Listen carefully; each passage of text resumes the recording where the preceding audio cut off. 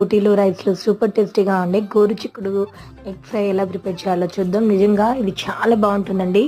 రైస్‌లో అయినా, రోటీలో అయినా సూపర్ టేస్టీగా ఉంటుంది. ఈజీగా కూడా చేసుకోవచ్చు. సో, ఒక్కసారి ఈ విధంగా ట్రై చేసి చూడండి. ఎప్పుడు నార్మల్‌గా ఫ్రై కాకుండా ఈ విధంగా అయితే ట్రై చేసి చూడండి. కొంచెం వెరైటీగా ఇష్టపడే వాళ్ళైతే చాలా ఇష్టపడతారు. సో, ముందుగా పాన్ పెట్టుకొని ఆయిల్ వేసుకొని ఆయిల్ అనేది హీట్ అయిన తర్వాత 2 పెద్ద సైజులో ఉండే ఆనియన్స్‌ని కట్ చేసి వేసుకోవాలి. సో, ఆనియన్స్ అనేవి కలర్ అనేవి చేంజ్ అయిన తర్వాత పసుపు, కొంచెం కరివేపాకు, అల్లం వెల్లుల్లి పేస్ట్‌ని యాడ్ చేసుకోవాలి. అల్లం వెల్లుల్లి పేస్ట్ పచ్చివాసన పోయిన తర్వాత ముందుగా ఒకసారి బాయిల్ చేసి పెట్టుకున్న గోరుచిక్కుడుని వేసుకొని దాంట్లో కొంచెం సాల్ట్, రెడ్ చిల్లీ పౌడర్‌ని యాడ్ చేసుకోవాలి.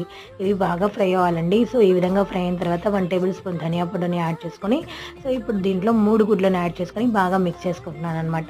ఒకసారి లిడ్ క్లోజ్ చేసి మీడియం ఫ్లేమ్‌లో పెట్టేసి కుక్ చేసుకోవాలి. సో, దాని తర్వాత ఈ విధంగా మంచిగా సెకండ్ సైడ్ కూడా ఫ్లిప్ చేసుకొని మంచిగా రోస్ట్ చేసుకుంటే ఎంతో టేస్టీగా ఉండే గోరుచిక్కుడు ఎగ్ ఫ్రై అనేది రెడీ అయిపోతుంది. వీడియో నచ్చితే